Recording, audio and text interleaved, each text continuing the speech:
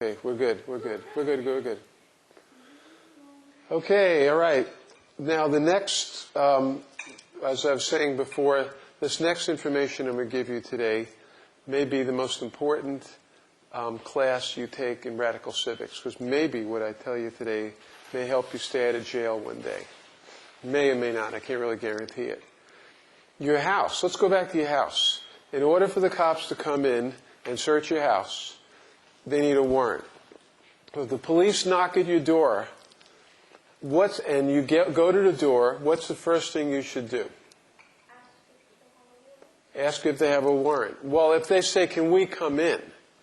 Now, there's something, though, that the cops will do, which has happened quite a bit, which is if you open the door, you just crack the door open, and you go, can I help you? And you see two uniformed officers there, and they go, sure. And suddenly they push the door open and push you aside and start going through all your stuff and rummaging through this and that and looking in your toilet bowl, see if you just flushed anything really quickly.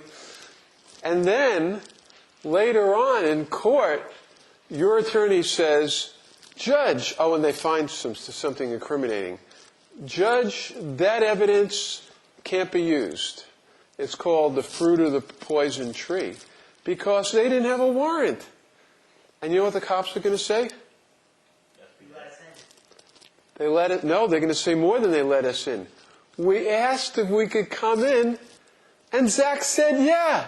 He opened the door. Well, in fact, what really happened was Zach opened the door and said, can I help you? And they busted their way in. They lie. Police, as defense attorneys will tell you, test a lie. Test a lie, that's the word. That's a combination of testimony and lie.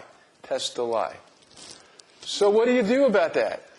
Okay, what I've recommended, everybody remember these old little chains that you put on your door? You have a chain and then you hook it up and you kind of slip it into a little notch. Well, I think everybody should have that on their door. I call that the Fourth Amendment chain. And so when you open the door, there's the chain. Says, officer, can I help you? And if they go, sure, bam, and they bust the chain open, guess what? You got the busted chain as evidence. I didn't let him in. They broke the door down. And if they find something, of course they don't, because none of us do anything illegal. Why would we? But in case they did, or they plant something, then your lawyer says they didn't have a warrant. And without a warrant, anything they find in your house, unless you consented to let them in, can't be used as evidence against you in a criminal trial. Now, here's the thing. I want to give you some advice here, legal advice from your teacher. The cops come to your door, and they say, and you got your chain, or if you don't have your chain, and they say, can we come in to your house? What do you say? No. Or, even better, what do you say? I was going to say that a towel under the door makes it kind of hard to get in, too. That what? A towel. A towel? My mom was trying to keep out the cold one day, and Yeah. then my dad were coming home, and the towel was there. Yeah. And it took a couple of tries for me to open the door. Oh, a towel. Well, I don't know if a towel is going to stop the cops. What do you say besides no? What question do you ask? The obvious one. Do you have a warrant? Do you have a warrant? Exactly. And if they say no, I don't have a warrant, what do you say? Bye. Exactly. You can't come in, and you close the door. You close the door. And you know what they'll say? They'll say, we're going to have one cop here. Fine. We're going to have one cop here watching you, and the other cop's going to go back to the judge and get a warrant. We're going to keep you in the house. Well, in fact, they can't keep you in the house. That's a lie. And by the way, police can lie. Police are allowed to tell you anything. All of you watched enough cop shows, right? You don't? Law and Order? I love Law and Order. I have to admit, having fought the cops for years, I'm totally addicted to cop shows. I watch Shark, I watch Law and Order. And actually, there's some stuff you can learn from that. But the cops, when they're interrogating you at the what's that? Interrogation? He said Interrogating, interrogating. yeah. And when they're asking you questions, they'll lie. They'll say, Noah, Forrest is in the other room, and he told us you did it. He snitched you out, man. You gonna let that happen, or you gonna tell us what he did? If you tell us what he did, we'll go easier on you, Noah. And you know what? Forrest, they don't even have Forrest. Forrest never even said a thing. But they're allowed to say that kind of stuff. They're allowed to lie, to tell you. And guess what? But you're not allowed to.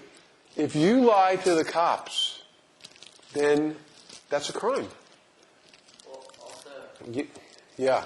something that I know some people that do is in the city at least, they have a tape recorder right next to their door and a chain on their door, so it's like, Yeah. yes, I am also tape recording this conversation just so you know that, Right. I said on recording that you can't Right. come in my house. Let's talk about a car. What happens in a car? You're driving down the road. Some of you, who has a license here? I know Molly has a license, right? Nobody else yet, right? Huh? Permit. Okay. You're driving down the road. And suddenly you look in the rearview mirror and there's the bubble gum machine. What do? You hit the gas, right? Step on it. Hunter Thompson in Fear and Loathing in Las Vegas. I think it was Fear and Loathing. He's a very funny guy. What's that? You what? Do you even know that it was a book before it was a movie, though? Oh, you saw the movie? Yeah. Okay. Hunter Thompson says what he did is when the cops tried to pull him over, he hit the gas. I'm not recommending you do this, though. It's just kind of funny. He hit the gas and he was doing 125 down the highway with the cops just following him. Suddenly, he pulls off the ramp, spins the car around, jumps out of the car, sits down on the hood, pops open a can of beer, sits there while the cops pull up, drinking beer. He says it put fear in the hearts of the cops to see him do that.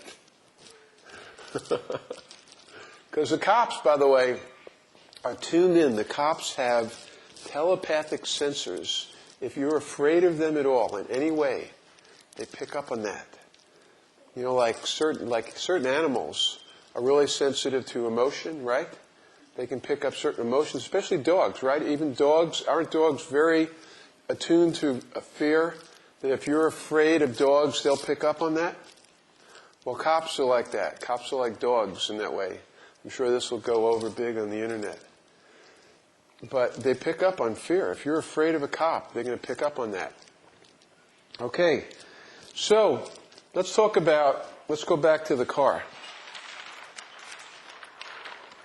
In order to stop you, in order to pull you over, the cops just can't pull you over.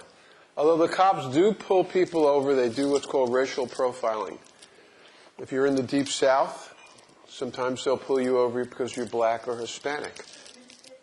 They're not allowed to do that. By law, they're not allowed to do that. But they do that anyway, and they make up some other excuse why they do that. I have a bumper sticker on my car that says impeach. Some cops don't like that. They might pull me over because of that. Make up some other excuse.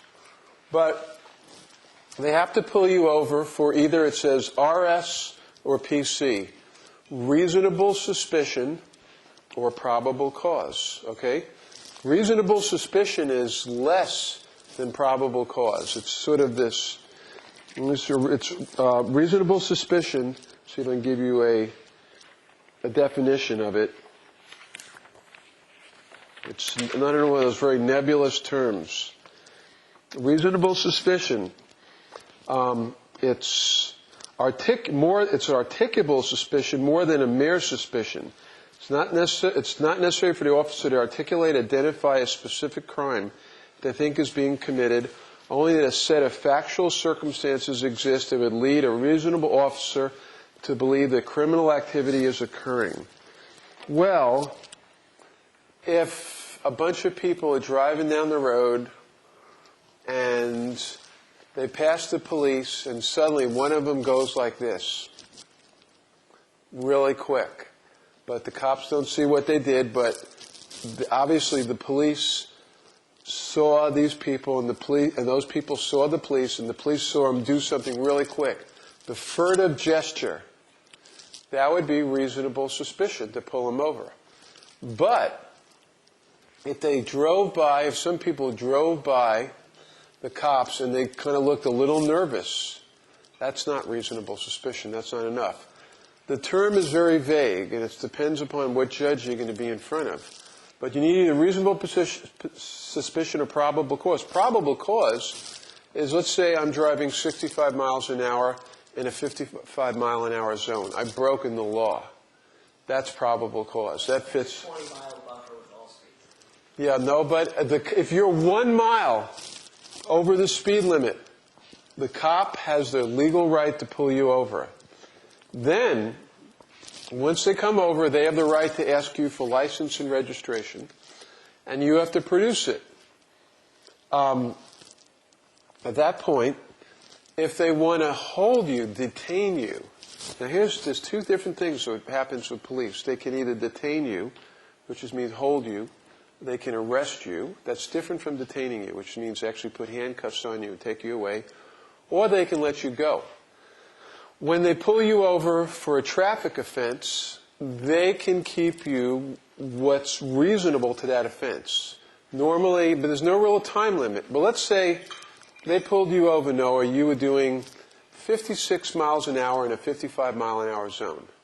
They pulled you over for that, and they look at your license, registration, they run it, they write your ticket. If they held you for 3 hours for that offense, and the only thing you did was drive 1 mile an hour over, that would not be a legal detention. They would have not detained you legally. You could then get whatever happened after that thrown out. Let's say they detained you for 3 hours, and at the end of 3 hours, suddenly you throw up a bunch of drugs on the sidewalk. You get sick and nauseous. You go, ah! Like a pound of cocaine comes out. You have a balloon in your stomach, that you swallowed. And they go, aha! We held them for 3 hours. We got the evidence. Throw them in jail. Well, your attorney, let's say that detention was unconstitutional because there's no reason to hold somebody 3 hours because they went 1 mile per hour over the speed limit. I'm giving sort of extreme circumstances here. I want to give you an example again, what's called the illegal fruit, the poisonous fruit. If they did something wrong, if they detained you in a way that wasn't reasonable, then they can't gain from that. Okay, if there's reasonable suspicion, if they have reasonable suspicion that you are engaged in some criminal activity, then they can detain you. Not only can they detain you, they can frisk you for weapons. So in other words, if the cops think that you're a danger in any way, what they can do is pat you down like that. Okay? They can't reach in your pockets, though, unless they think they see, like, a pipe sticking out. You got a cracked cocaine pipe sticking out of your pocket. Well, then they can reach in there. And they're also not allowed to start going like this either, kind of feeling the objects to see if it's something like contraband. All they can do is go like that, unless they have reasonable suspicion to do more, or you consent. Now, the probable cause is where it gets into an actual search. That's when, now, okay, let's pretend here, okay? I want you sitting over here. Yeah. You're in a car. Come on, move the chair over. Okay. Sit down. Okay.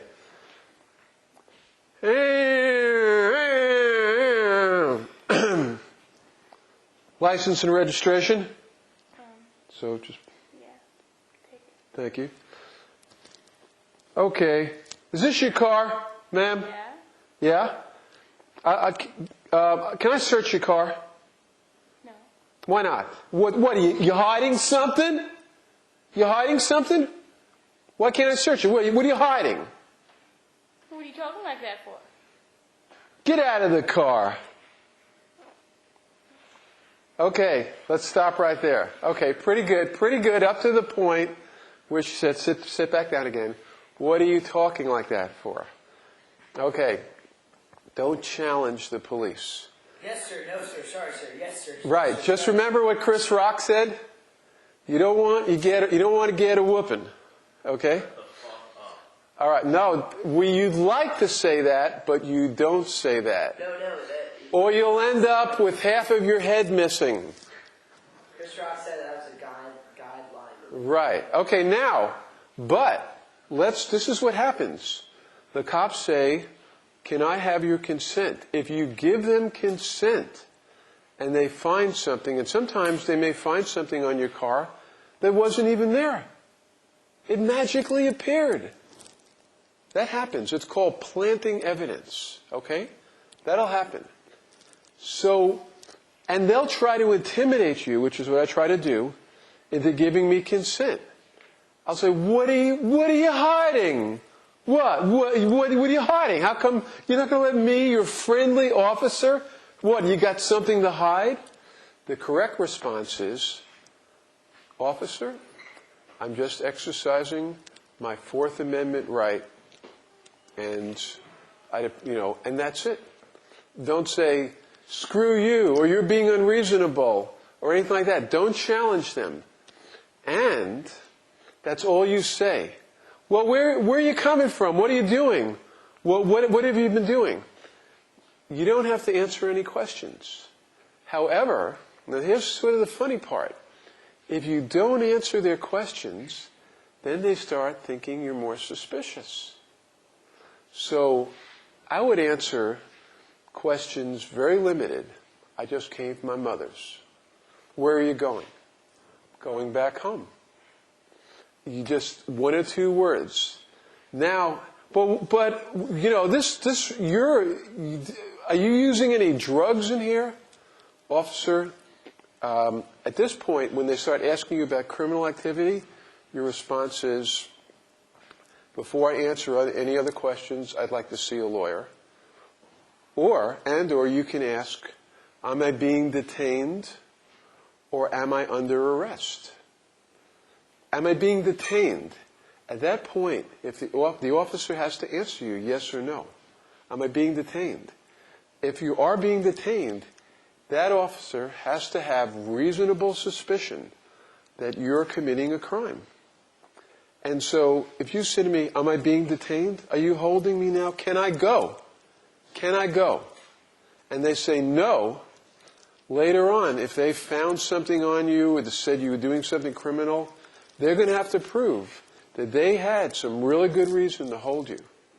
Okay? Now, what's that? Can I move that? Sure. What's that? I said, can I move now? Yeah, you can move back there. So, the first big lesson is, what word, and I want to hear everybody say this, what's the answer when the police say, can I search your car? No. Let me hear it louder. No. Exactly. No. If you No. found anything in your car that was illegal, wouldn't it be in your best interest to let them search it? Well, not necessarily, because we just talked about planting evidence. And the other thing, just on a matter of principle, it's always good to remind the cops of their constitutional duty. You know, I would never, and if they say to me, Molly, why not? You hiding something? My response would be, officer, I'm not hiding anything, or I am hiding anything.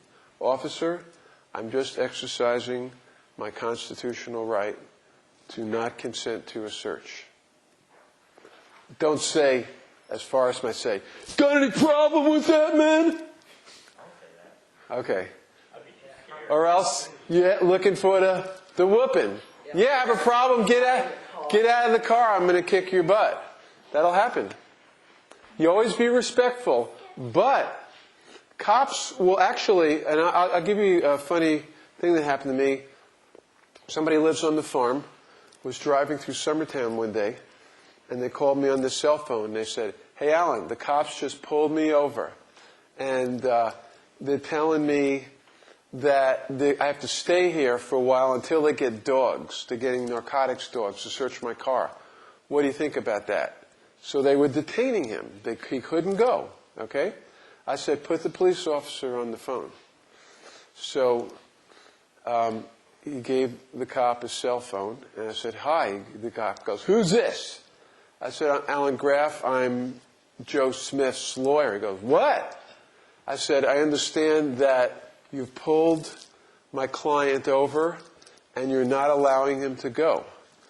Are you detaining him?" "What? What?" I said, "Are you detaining him?" He goes, "Oh, I'm not detaining him. No, while I was writing up the ticket, I went to see if there were any dogs area. This is a high drug smuggling area. This is Highway 20.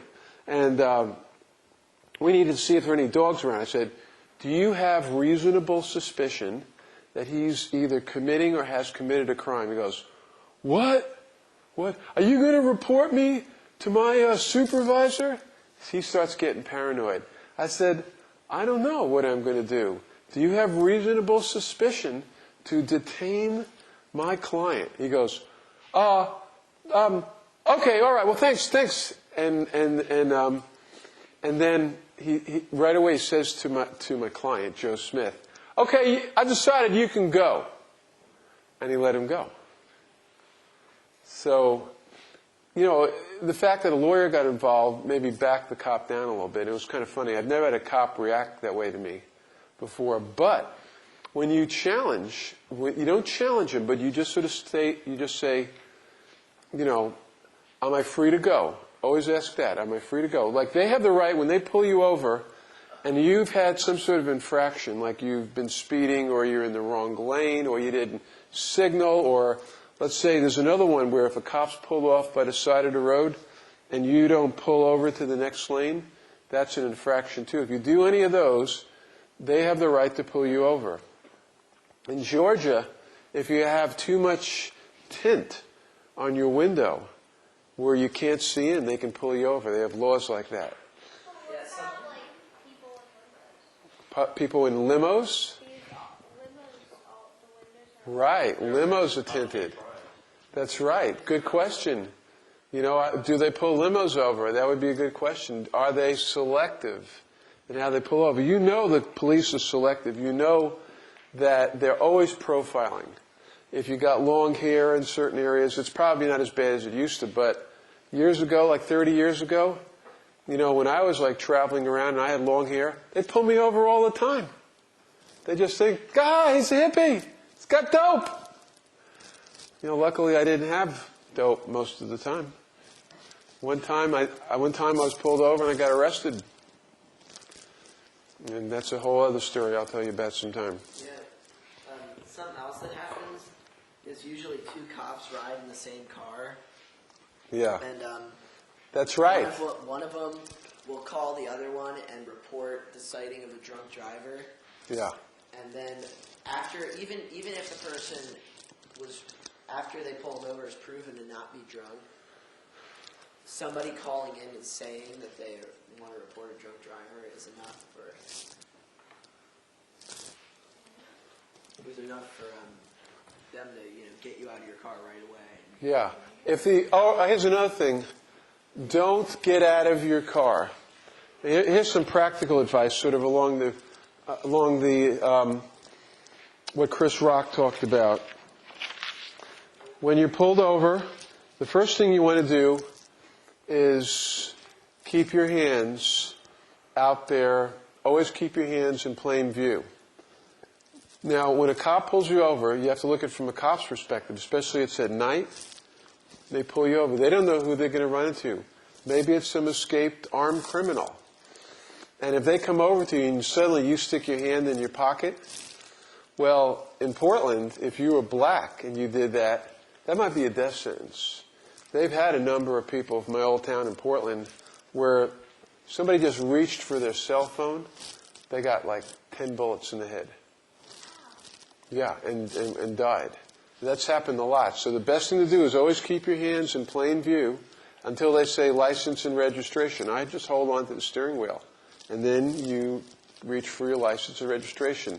You do everything slowly. Don't move quickly. And as Chris Rock said, be respectful. Don't have the mad woman with you. Or your friend who's carrying drugs or guns or has a warrant. None of that stuff, too. Don't badmouth the officer. Like, what the fuck did you stop me for, man? I didn't do anything wrong. Come on. What's wrong with you? That's not going to get you anywhere. And it's not going to help you in a court of law, too. Well, it depends. I mean, there's it won't help us, but, if your father makes consistent $1 million donations to the police department, then You might get away with it. Yeah, you know what a lot of people do? They buy these bumper stickers that say, contributor to the Fraternal Order of Police. And they put it in the back of their cars. I don't know if that works or not. For me, I'm not... Thomas has never gotten pulled over. Oh, does he have one of those? Yeah. I'm not going to do that. It's just too much of a... it's too much of a sellout for me to do. Just slap a couple Proud to be an American stickers on there. In some states, you can, if you're the passenger, and in Tennessee, actually, if they ask for your name and ID, you don't necessarily have to give it, and you won't be arrested. In some states, if you don't give your name and ID, you could be arrested. Not in Tennessee, though.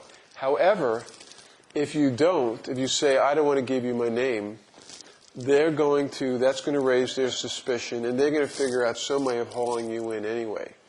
So it's best to just do that, unless you're an escaped convict and you don't want your name's just going to blow everything. At that point, you might as well not tell them your name. If you lie and tell them a false name, I'm Clark Kent. That's a crime, giving false information to a police officer.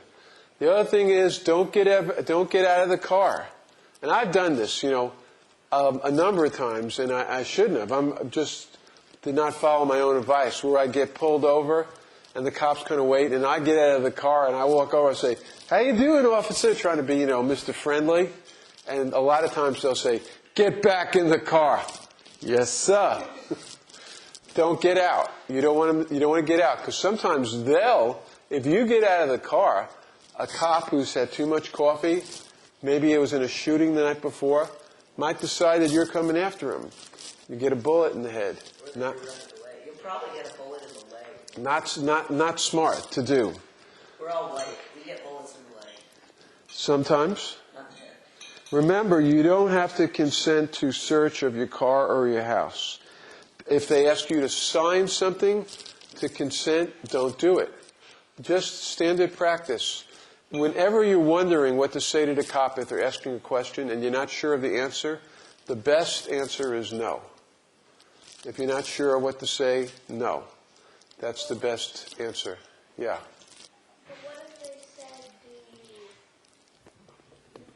Do you what? Like, not have a gun in your pocket, and you said no. Well, then you obviously know whether or not to have No. You don't get a gun in your pocket. I don't have no gun in my not pocket. No way do I not have nothing that even looks like a not gun. So there. All right.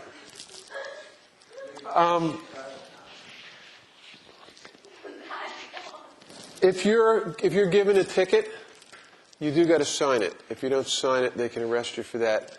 Normally, a traffic infraction, they're supposed to cite you and let you go. They're not supposed to detain you if you get stopped for speeding, unless it's something ridiculous like doing 125 miles an hour through downtown Columbia. You will get arrested for that and taken away, because that's reckless driving, not just infraction. Let's see. Alan? If you're suspected of drunk driving and you refuse to take a blood test, you'll probably get your license yanked.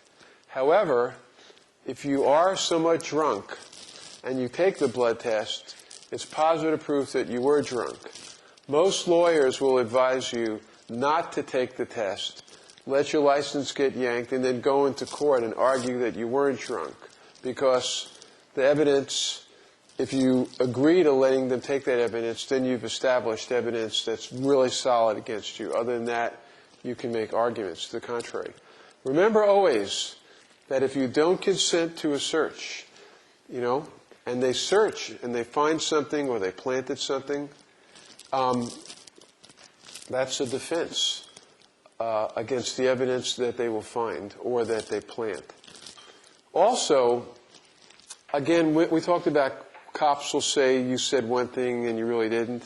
Some officers, a lot of the state troopers have video cameras on their cars, and as soon as the lights go off, it sets up the video camera automatically, which is in your favor, because it's good to have a video. In fact, there's a really good case, and I don't know if any of you are interested in reading it. Sometimes the camera, they won't allow the video to come into evidence. They come in, even be shown to the... Most of the time it is. It's really good evidence. There's a case called State of Tennessee v. Eric Berrios. Eric Berrios was a Hispanic male driving on I-40. He got pulled over by a state trooper, and this is really interesting how this happened. He got pulled over by a state trooper, and the state trooper says to him, license and registration, and Eric Berrios gives it to him, and then the trooper says, I want you to go back and sit in my car while I run your license and see who you are. So he takes Berrios, and he brings him back to his car. And he sits in the back of the car. Then he claims that Berrios' hand started shaking. And he says, based upon that, I decided there was something happening. That was his reasonable suspicion that he was committing a crime. Actually, what the officer was really thinking was, he didn't say this guy's Hispanic. And he probably was driving a nice car. What's some Hispanic doing with a really nice car? He must be a drug dealer. That's what's going through the officer's mind. But he never said that. He would never admit that. So instead he said his hands were shaking. At that point, I decided to ask him to sign something that consented, allow me to search his car. He signed it. And then they went through a whole search, and they ended up bringing a canine dog, and they found the fender of the car. He said there were marks on it. It looked like the fender had been reattached recently. And they got a drill, and they drilled in and found 30 pounds of cocaine inside the fender. Well, later on, you know what the defense attorneys argued, and the court agreed that the court said to the cop, why did you bring him back to your car? Why did you... Well, first of all, the cop said, I stopped him because he was doing 55 and a 50. So the court said, that's fine. That was okay because he was doing something illegal. But then why did you take him back to your car? And why didn't you just leave him in his car? He said, well, I wanted to make sure he didn't have any weapons. Also, I felt like it was safer if he was in my car because I was standing out there on the road on I-40, and it was safe for me to question him in his car. Well, the defense attorney said, well, why didn't you go around to the passenger side if you were afraid of being out near I-40? And the guy said, well, because I saw his hands shaking, and by his shaking, I knew something was up. Okay? The court said that's not enough. And because the officer detained held this guy and decided based on his shaking that he was going to get him to sign a consent decree, the court said that was all illegal, that was all unconstitutional, it was not reasonable, and the 30 pounds of cocaine that they found under the fender of the car was thrown out. Couldn't be used as evidence, and the guy walked. What you think about that? And we'll talk next week. We'll see if we can bring in an officer of the law next week And I want you to think about reasonable suspicion and probable cause. And we're going to see if we can get somebody here, and we're going to be asking them about that sort of stuff. Okay? Thanks. See you next week.